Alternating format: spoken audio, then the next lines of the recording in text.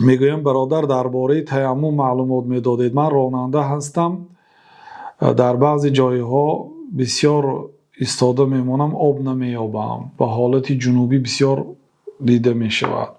بله اگر شما در سفر باشید و آب نیابید، در این صورت الله سبحانه و تعالی صراحتا اجازت داده است که به جای آب شما تیمم را استفاده برید.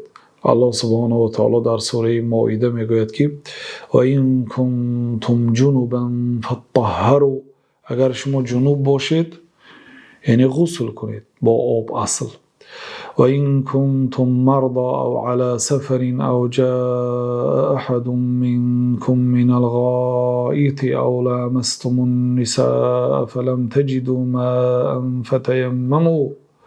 فتيمموا صعيدا طيبا.